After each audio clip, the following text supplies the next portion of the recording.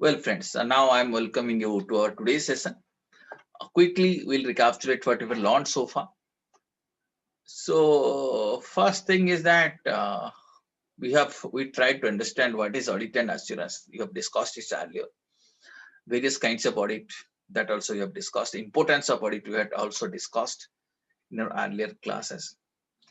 Then nature of audit also we know in an auditing situation, auditor perceives the situation, auditor recognizes that situation and recognizes issues involved in that situation. They collect evidences for his perception and evaluates these evidences.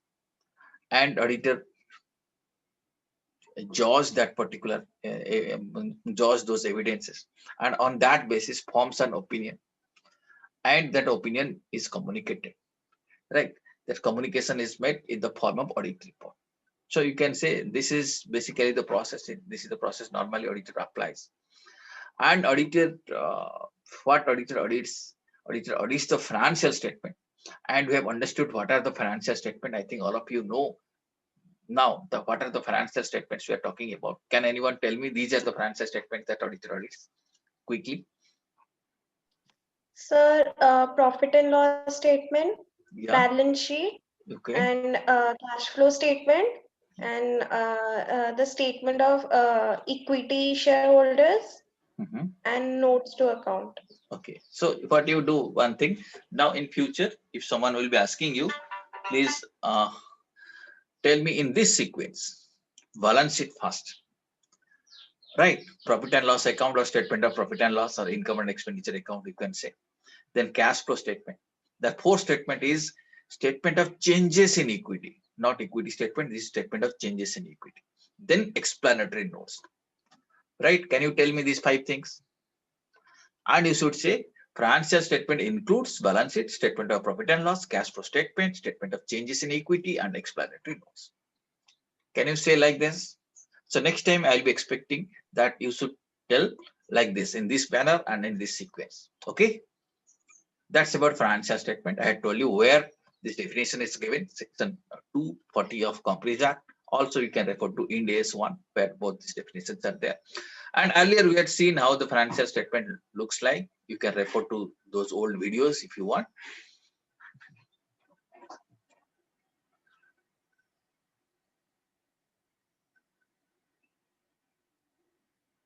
How cash flow statement looks like. I had told you earlier how explanatory statement looks like. All these things we had discussed.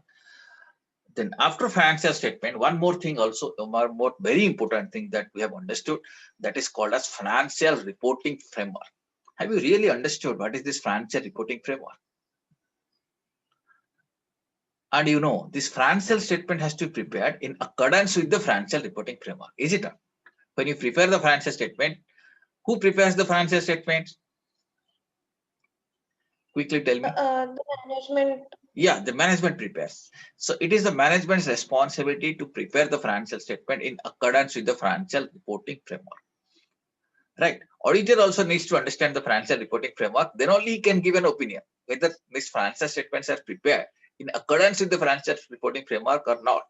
That opinion has to be given by the auditor. Right. First, management needs to understand what is the financial reporting framework. Okay. So here, what we mean exactly the financial reporting framework. These are in fact a set of criteria. These are the set of criteria which are used to determine measurement, recognition, presentation, and disclosure of all material items appearing in the financial statement. You already know what are these financial statements. This financial statement contains a number of items, is it not? Each financial statement contains a number of items. Yes, sir. Yeah, and these items, how it contains, why it contains the number of items? Because these items, first of all, recognized by the management. For example, management recognizes that this transaction is sales. So management has its own revenue recognition policy. Management recognizes its sales. Is it not? Then only it shows it in the financial statement. This is sales. Okay. Once he recognizes, then he determines. Then he measures. That means he attaches a value to that. Okay, this is sales, but for how much? So that is measurement. Then management knows that, okay, there is a schedule 3, if it is a company, then their sales or revenue has to be presented in this particular place. And there will be some related disclosures to that. Okay. So for measurement, recognition, presentation, disclosure, there are some set of criteria. And this set of criteria taken together is referred to as financial reporting framework. Understood? So there are requirements of Companies Act that forms a part of financial reporting framework. Requirements of accounting standard, they also forms a part of financial reporting framework.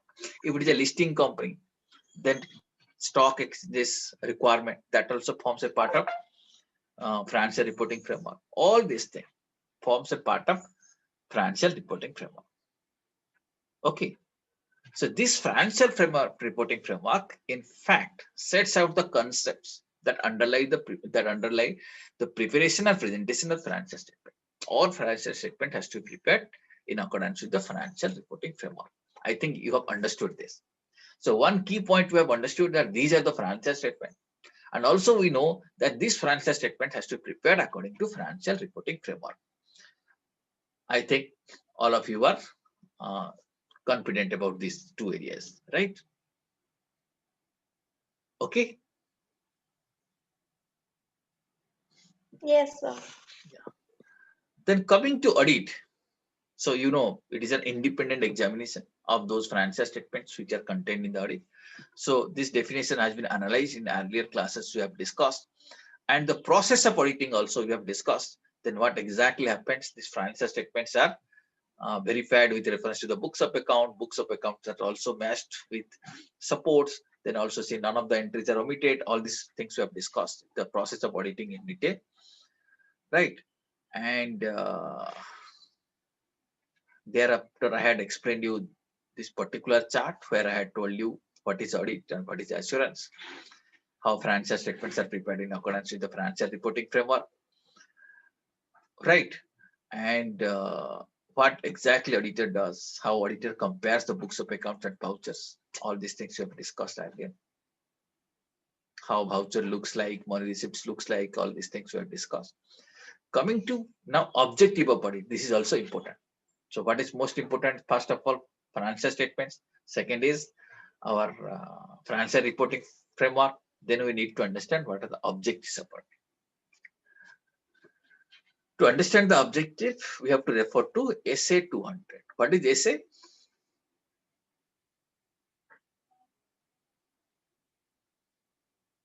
SA refers to standards and auditing.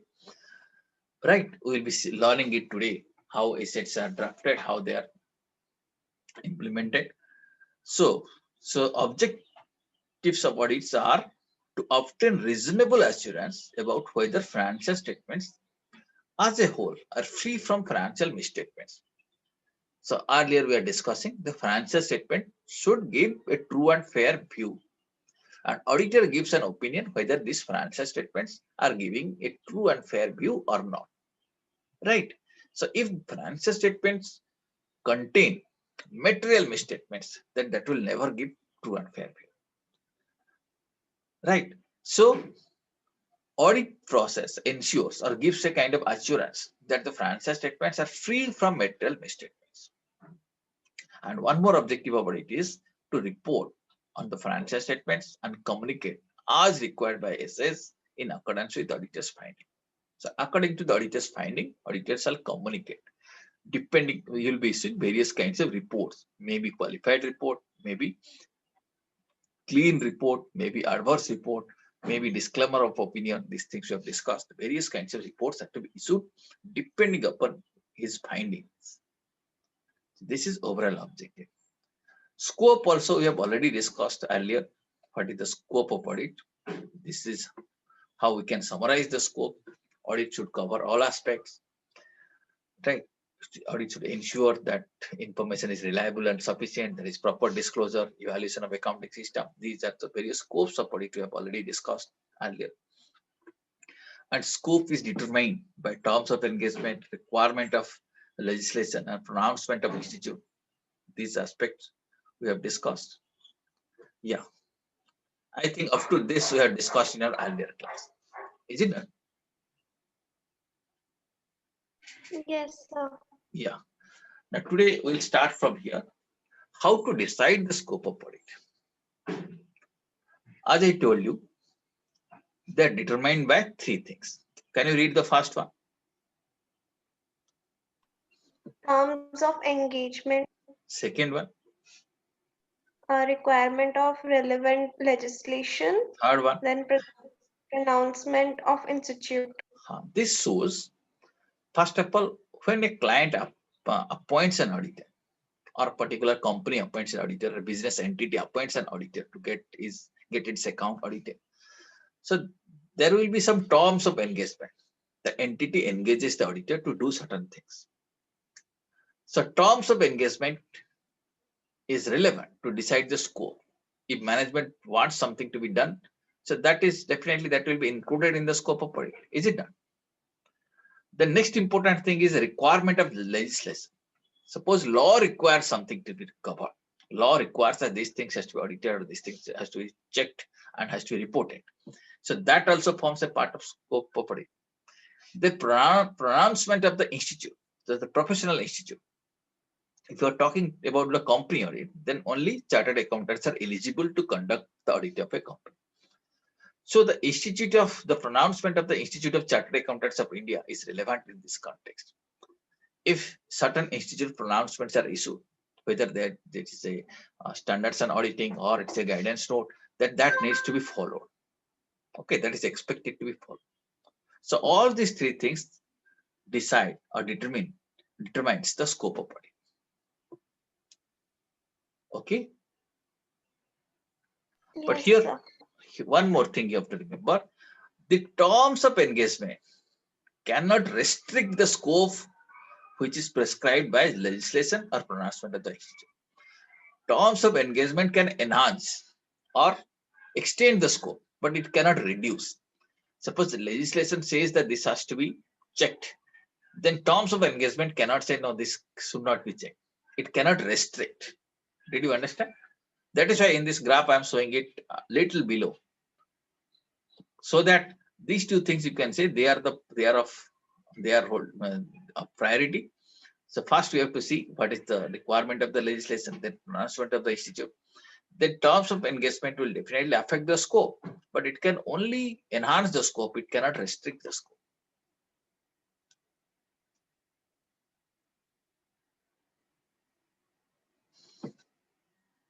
Okay. Are you Yes, sir. getting? Are you getting me? Yes, sir. Yeah. Now, so and auditor needs to ensure that the scope is adequately covered. All the aspects of the enterprise are covered, right? And he has to assess the reliability and the sufficiency of the information. Suppose you are verifying a particular item in the financial statement, let's say sales and purchase. So you have to collect sufficient evidence and reliable evidence. An auditor is expected to study and evaluate the accounting system and internal control system. He may conduct several tests, inquiries, and verifications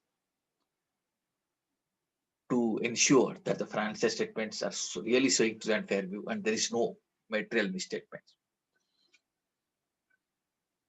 Okay. And the scope of audit also covers that auditor also should see or auditor needs to assess selection and consistency of accounting policy. So the organizations must be following various accounting policies. Whether the selections are appropriate, the kind of accounting policy they have selected, is it okay? And is it consistently applied? That means if I compare on year basis, suppose last year accounting policy was something, this year, what is the accounting policy? Is it same or it is changing? Is it consistent or inconsistent? That also auditor asks. And the manner in which information is classified. Okay. So in the financial statements, you see different items are classified under various accountants and other factors are also classified. And whether these items are adequately disclosed. that these things are also included in the scope of audit. Okay. Do you have any query on this? So broadly, we are discussing how the scope of audit is decided.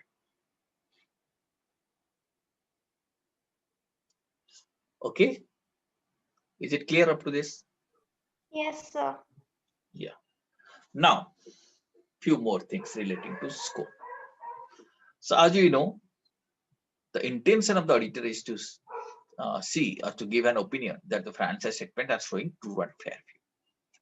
But here what happens, auditor recognizes certain things. What he recognizes, because of test nature and other inherent limitations of the audit, along with inherent limitations of internal control, there is an unavoidable risk that some material misstatements may remain undiscovered. Did you understand this point? I am referring to this particular bullet point. Are you reading it? Yes, sir. Okay. First, what I told you, audit report is an assurance that the financial statements are free from material mistake. Is it not? Because auditor is saying it is showing true and fair view.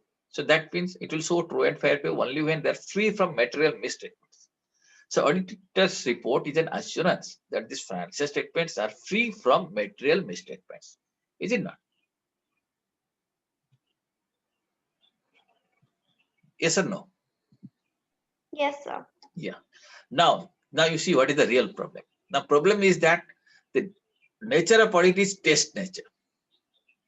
That how you can, let us say you are the auditor. Now you have also tried to make an audit program to address various aspects of the audit. So let us say you are doing something, you are verifying something. Can you give assurance that by applying that particular method, you will be 100% sure that the franchise statements are free from material statement? Let us say I am telling you verify the purchases item. In the statement of profit and loss account, there is one item called as purchases 5,23,390 rupees. Something like this, purchases. Okay. Now you tell me, how can you verify this purchase? Anyone can participate. You tell me, how can you verify? Sir, we can see the bill. Oh, Like you will we'll ask take for the the bill. You will show me, give me the purchase bills. Then what else you can ask? Sir, we can ask if it is record. Like we can see it manually if it is recorded in the accounts Oh, maybe you correctly. can ask for the purchase register, bills, all these things you can ask. But you see, will it be possible to verify all these things 100%? No, sir. Something may remain May not be undiscovered. possible. May not be possible. Some small organization you can do it 100%, but many organization it may not be possible 100% verification. Okay, because so many transactions every day happens. So if you want to really audit it 100%, you have to take another one year. 1 year's transaction will take 1 year or more than 1 year to do the checking 100%. So what do we do? The techniques we apply are of test nature. Maybe selectively we'll be checking. Maybe high value items will be checking. Some low value items will be selected. Or maybe for sample months we'll be checking. And on that basis, we'll form an opinion that whether these franchise statements which are generated by using this accounting system gives true and fair view or not. Let us say I tested for 3 months. I found everything is perfect. That means I get a confidence that their internal control system is okay. So transactions are properly recorded. So consequently, the purchase amount so true and fair. Now, even if you do it 100% checking, can you give an assurance that there is no mistake? I have done 100% checking. Can you give an assurance that there is no mistake? Or still you feel, no, I have checked it 100%, but still there may be some mistakes. Sir, Is no it? one can give No, 100% assurance. There will no be one some can give mistake. 100% assurance. Right? You do it 100% checking, you will find some errors. The organization will get it rectified. Now, after you, I'll give it the work to somebody else that you also check it again. He may find some more errors. Okay. So that is one of the limitations of the audit, that the techniques that we apply are for test nature. And there are many other inherent limitations of the audit that also will be saying. When you say inherent limitations, that means these are the limitations which are inbuilt in the auditing, right? And you cannot overcome that. And in addition to that, there are inherent limitations of internal controls. So they are also there. So inherent limitations of the internal control, inherent limitations of the audit. So because of this thing, there is always a risk that some material misstatements may remain undiscovered. That means even if you do carefully apply all the possible audit techniques, still there is a possibility that some misstatements may remain undetected. Are you agreeing it with or not? You have done everything 100%, but still there may be some material misstatements. Agree?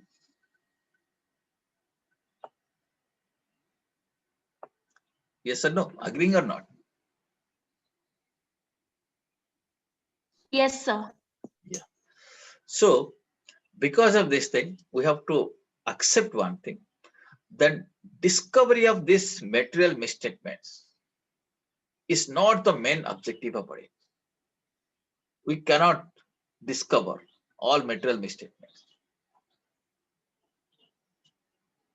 Okay. Such auditing is not a guarantee that all material misstatements are discovered. So therefore, we have to see that auditor's program is also not intended, or it is also not designed to discover material misstatements. Right? The program that you are designing, you have to see that it's not designed to discover material misstatements. The program has got some other objective, and incidentally, you have to design in such a way. The program is designed to express an opinion whether this financial statement is giving true and fair view or not. And when you apply that program, incidentally, if there is some material misstatement, that should be discovered. The program will discover, automatically it will discover. But audit report cannot be relied upon to ensure the discovery of all frauds and errors. If there is a fraud in the financial statement, or there are some errors, so you cannot rely upon auditor's report and say that financial statements are giving true and fair view, or they are free from all frauds and errors. Therefore, where auditor has some indication that there is error and fraud, he may extend the audit procedures in such a way that his audit program may detect some of them. Okay, may specifically extend. But why he is extending? So that he can get an assurance, auditor can get an assurance that the financial statement gives a true and fair view. And through that, either he can confirm the possibility or confirm his suspicion or dispel his suspicion. Suppose auditor is suspecting that there is a fraud, he will be extending an audit procedure so that he can confirm actually there is a fraud or not, or can dispel, no, I extended it, maybe I was supposed to do 3 months checking, I did it for 6 months, but still I didn't find anything. So he will dispel his suspicion, no, I don't think there is any fraud. Or by checking all these things in that process, he'll get a confidence that so many control points are there, there cannot be any fraud. So either he will confirm his suspicion, or he will dispel his suspicion. Are you understanding? Yes, You're understanding sir. or not? Okay. Yes, sir. Now, these are the 11 aspects you had already listed. Okay. And under each aspect, for example, examination of system of accounting, internal control, appropriateness, proper recording. So you have to now visualize, or auditor has to visualize, if these are the areas has to be covered. Okay. Or these are the aspects which needs to be covered, how to do it. For example, examination of, let us say, auditor wants to examine the accounting and internal control system. So first of all, auditor needs to understand what is the accounting system, what is the internal control system. He may make a process chart. This is how transactions are originating. This is how transactions are originated. This is how they are recognized. This is how they are posted in the accounting system. These are the documents generated in this process, right? And when they are fed in the system screen looks like this. And these are the control points. That means unless this signature is there, unless this particular criteria is not met, then accounting entries will not be possible. So auditor will note down all these things. Maybe auditor prepare a flowchart to understand the process and to understand the internal control. If you find it is inappropriate, right? Suppose internal control is too weak, or there is a possible that somebody may manipulate the internal control system, then auditor can find it out. Suppose I am giving you some example now. Let us say you want to ensure that accounting entries are not backdated. That means suppose today I'm paying some money, it has to be entered today also. But using yesterday's date, I cannot post it today. Okay, I cannot do accounting posting today by giving yesterday's date. That means backdate entries should not be made in the accounting system. Let us say that is a process. Are you understanding the practical things? What I mean? Yes. Then Yes, how sir. you'll be checking that accounting system? You'll tell that person, show me whether backdated entries are possible or not. Then he is finding, okay, you see, it is not possible. You tried to make a dummy entry with yesterday's days. You see, system is refusing. You cannot enter. So you are satisfied? Are you satisfied or not? Then you can say, okay, accounting control is okay. No one can make backdated entries. Yes or no? Yes, sir. Okay. Now you see, sometimes you see somebody may do one thing. You say, okay, now it is working. Now let me try something else. What you will do? You will change the computer system's date. Suppose today's date. What is today's date? 14th. Right. So you change the system's date 13th. That means for system, today's date is 13th. Now you try to make an entry in 13th. It may accept. Right.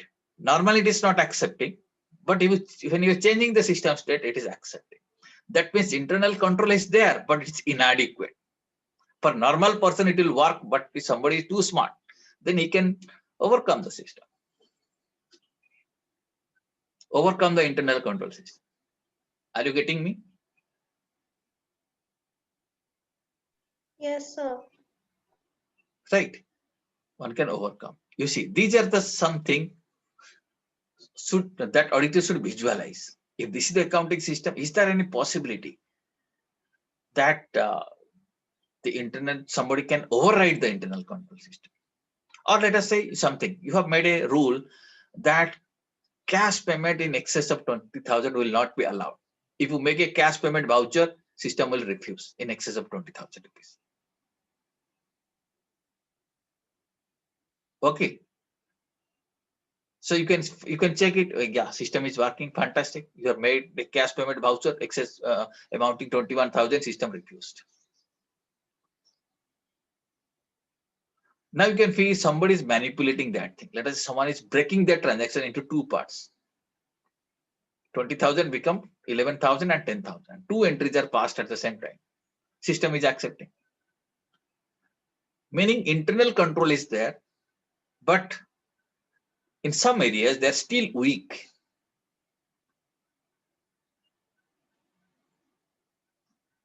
Okay. So these are the areas which auditor needs to examine and find out whether internal control systems are adequate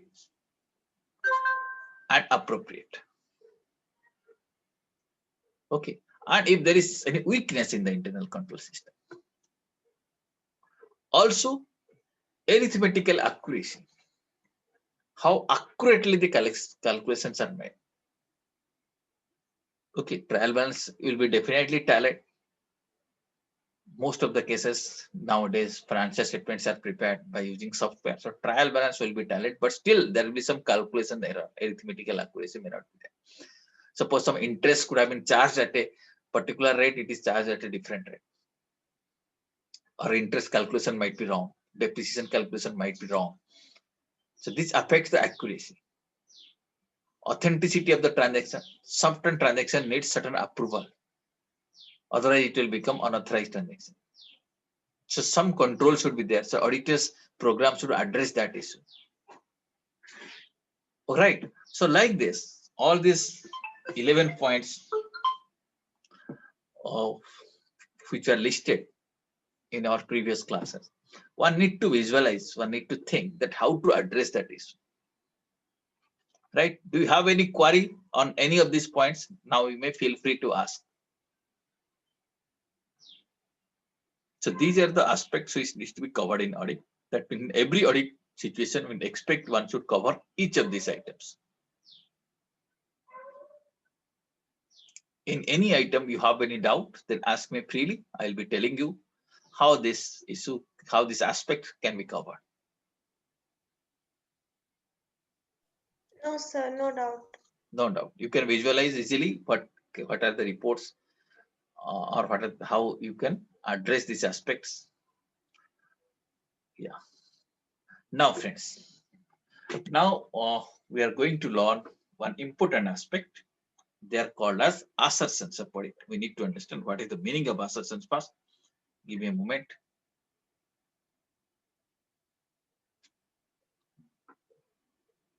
Well, first, let us understand. Uh, in the subject of auditing, it is important to understand the meaning of assertion. Now, some of you, please read first of all this paragraph. I'll be explaining you. It refers to representation by management, explicit or otherwise, that are embodied in the financial statements. Now, wait a minute. Wait a minute. Now, when we talk about assertions, we refer to definitely these are representations, right? And who is making this representation? The management. Management. That means through this financial statement, management is making certain representation. And it's not necessary that this should be explicit representation. It may be implicit representation also. It is included means it implied something, right? So loose meaning of assertion, if you try to understand what is the meaning of assertion, loosely speaking, the assertion means you can say a forceful statement a forceful statement of fact. That means if somebody is stating a fact with force.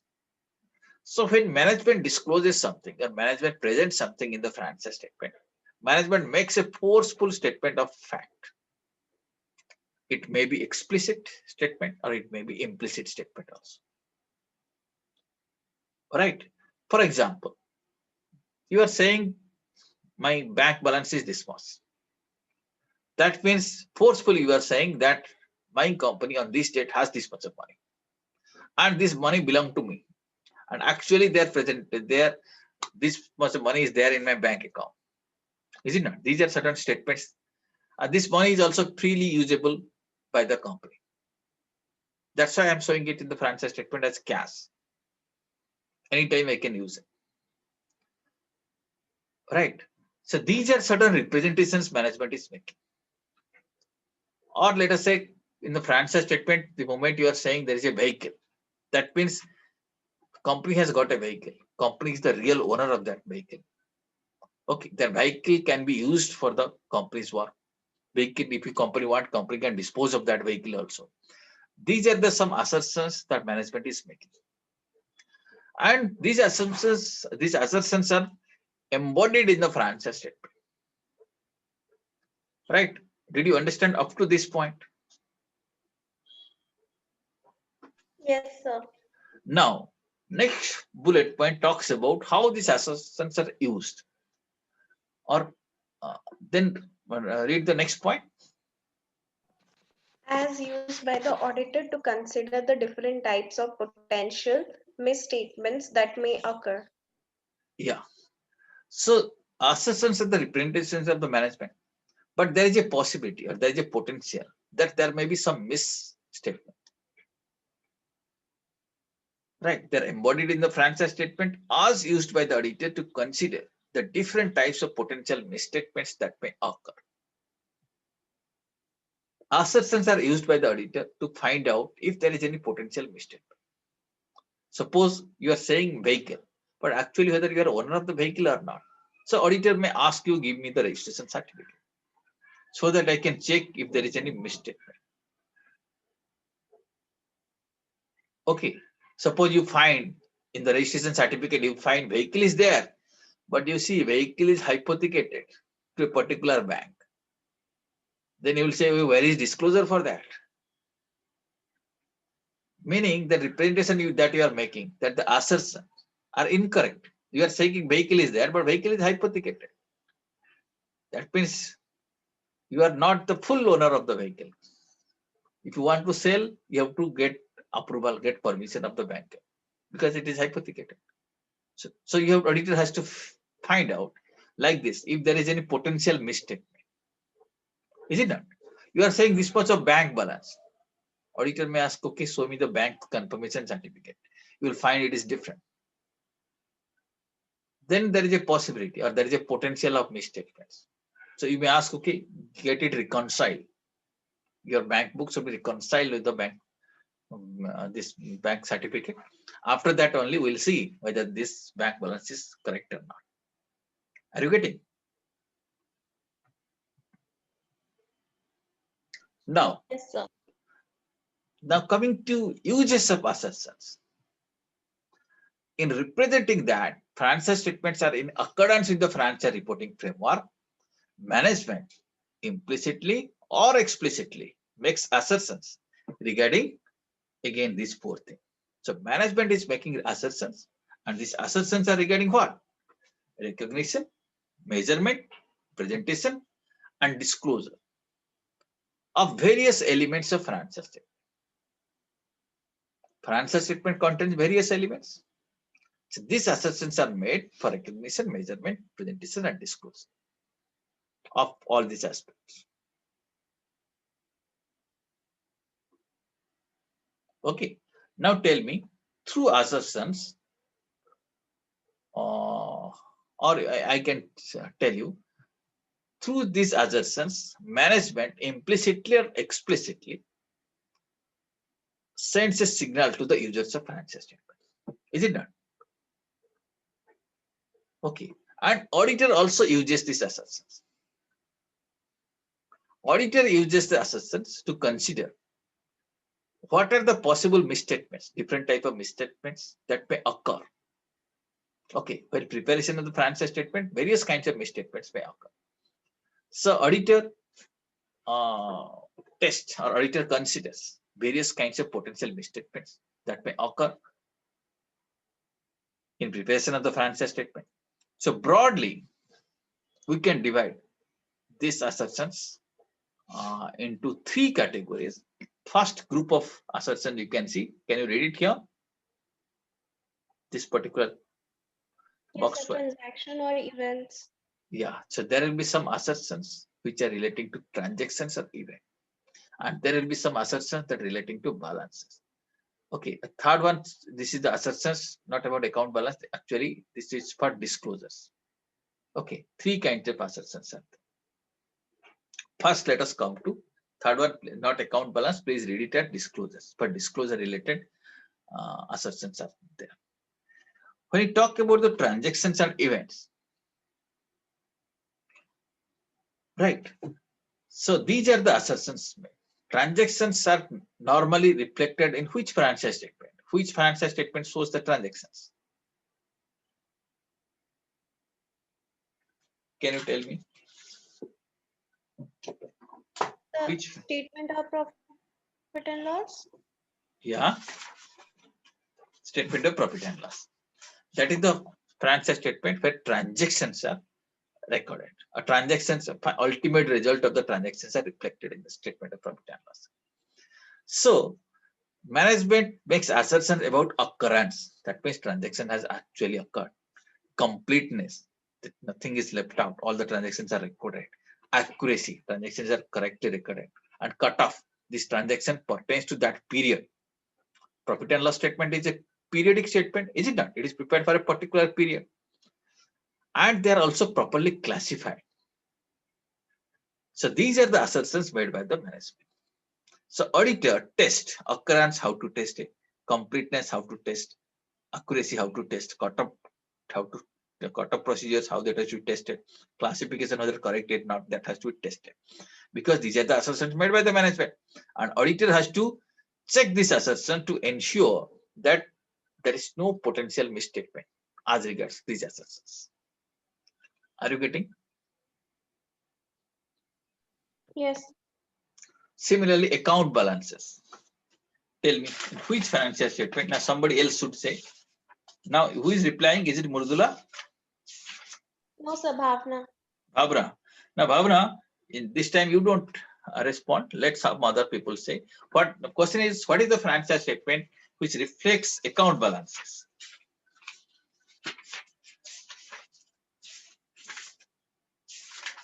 Can anyone tell me?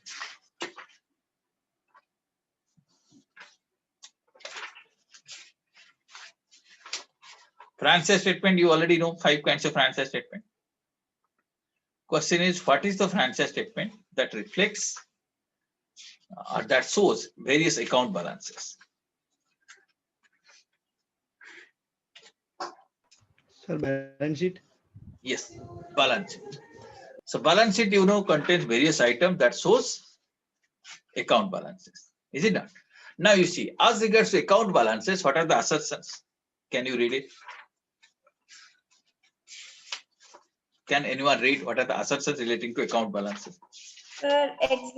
Existence, then rights and obligation, then completeness, then Okay. valuation and allocation. Then valuation and allocation. Right, existence. That means management makes an assertion that asset actually exists. Rights and obligation.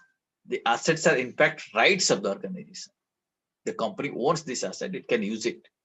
Obligation. The liabilities are the obligation. Company is obliged to pay those liabilities.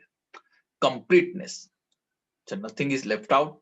No assets are unrecorded or no liabilities are also unrecorded. It is completely recorded.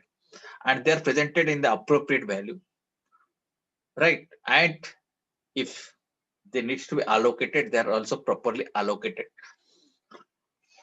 These are the various assertions made by the management, and auditor tests these assertions to ensure that there is no potential mistake. Similarly, coming to the disclosure part, the assertions are, the third column is the assertions about disclosures, right? What is the first assertion? Occurrence, rights and obligations. Obligations. That means any disclosure required for occurrence of the transaction. Rights refer to assets and liabilities. Obligation refers to liabilities are properly disclosed. Disclosures are complete. They are properly classified and understandable. The readers of the financial statement can understand the disclosure. And disclosures are made accurately, and the amounts are also stated in the disclosure correctly. Right? When management prepares a financial statement or management presents a financial statement, management implicitly or explicitly makes all these assertions. Did you understand the meaning of assertion?